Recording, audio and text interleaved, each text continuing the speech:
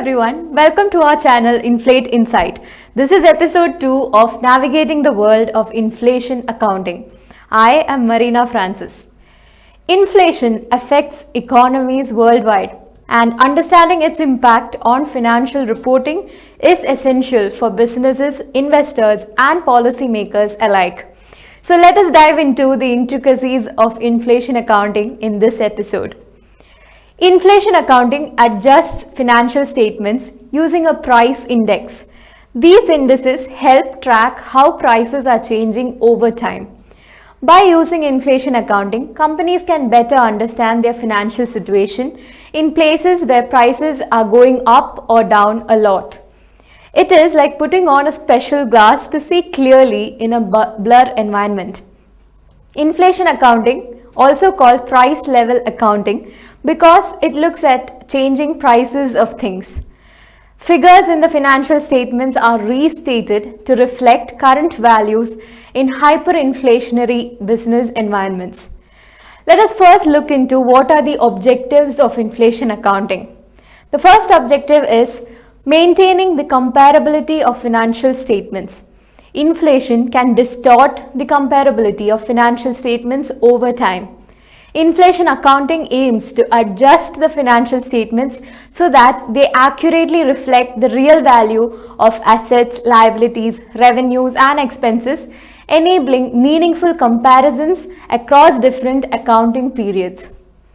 The second objective is providing accurate financial information. Inflation can obscure the true financial position and performance of a company. Inflation accounting aims to provide users of financial statements with accurate and relevant information about the company's financial health by adjusting for the effects of inflation. The third objective is preserving the purchasing power of capital. Inflation erodes the purchasing power of money over time. By adjusting financial statements for inflation, inflation accounting helps to preserve the real value of capital invested in the business, ensuring that investors and other stakeholders are not misled by nominal figures. The fourth objective is facilitating decision making. Inflation adjusted financial statements provide decision makers with a clearer understanding of the company's financial performance and position. This enables better decision making regarding investment, financing, dividend distribution, and other important matters. The fifth objective of inflation accounting is assisting in tax planning and compliance. Inflation accounting can have implications for tax planning as well as compliance. By adjusting financial statements for inflation, companies can more accurately determine their taxable income and assess their tax liabilities, helping them to comply with tax regulations while minimizing tax burdens. The sixth objective is enhancing transparency and disclosure. Inflation accounting promotes transparency by disclosing the effects of inflation on the company's financial statements. This enables stakeholders to better understand the impact of inflation on the company's performance and position. So that was regarding the objectives of inflation accounting. Okay, now keeping all the theoretical aspects aside, let us understand how inflation accounting actually works. Imagine a company is doing business in a country where prices keep rising a lot or falling a lot. In such a situation, the numbers on their financial papers from the past might not really show what's going on now. To deal with this, sometimes companies are allowed to adjust their numbers to match what is happening in the economy right now.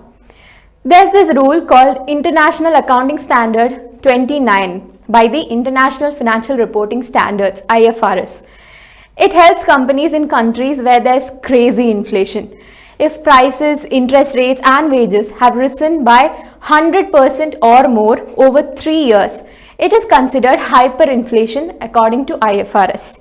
So, companies in these hyperinflationary places might need to update their financial statements regularly to make sure they show the current situation accurately. So now how do they do this? What are the techniques used for inflation accounting? There are mainly two main methods used in inflation accounting, which is current purchasing power method and current cost accounting method. Although there are various methods available, these are the two most prominent ones. So let us talk about the first method. The first method is current purchasing power method, CPP. So CPP adjusts historical cost based on changes in the general level of prices as measured by the general price level index. CPP is a mixed method in which financial statements are prepared on a historical basis. Then these statements in the end are converted based on the current purchasing power of the currency. Profit and loss items and balance sheet items are adjusted with the price index. The basic idea of CPP method is to apply changes in the value of money in response to the changes in the general price index. Since the CPP method reflects the effects of changes in the general price level, it is also known as general price level accounting.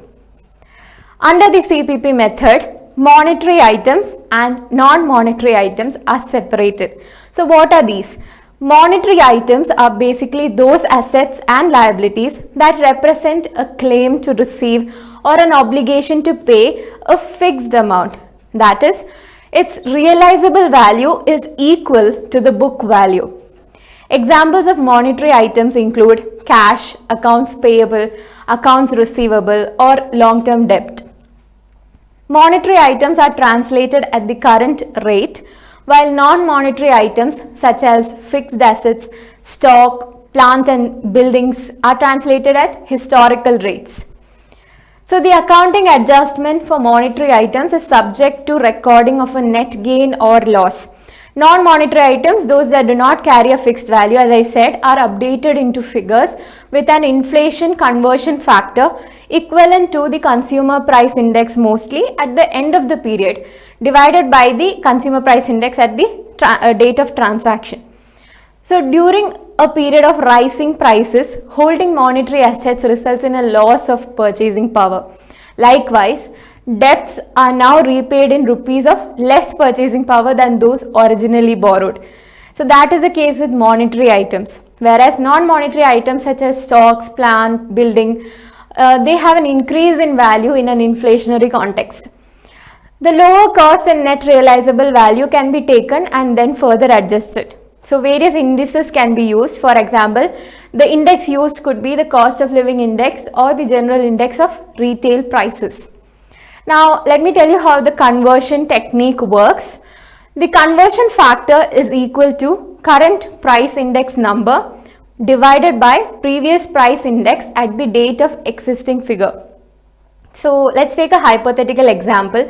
A building was purchased in 2020 for rupees 1,60,000. The general price index was 250 at that time. Now to convert the figures in current rupees in 2024 using the general price index of 2024, which is 500, the converted value would be 1,60,000 into 500 divided by 250, which will give us 3,20,000 rupees. So you can clearly see the difference in the values, isn't it? So multiple transactions take place over the year in any business, including purchases, sales, expenses. To convert such items, the average index of the year can be taken as the one index for all such items. When such an index is not available, the index of mid-year can be taken. This CPP method which we discussed is useful when the aim is to maintain purchasing power in general. It is suitable to assist decision makers in evaluating trends, particularly when data for a series is expressed in units of constant purchasing power. Regardless of the importance of inflation accounting, the objectives and all this that we have discussed, it also comes with a lot of challenges and disadvantages. To know what are those and also to learn about the second method used for inflation accounting, stay tuned for our next episode. Until then, bye-bye.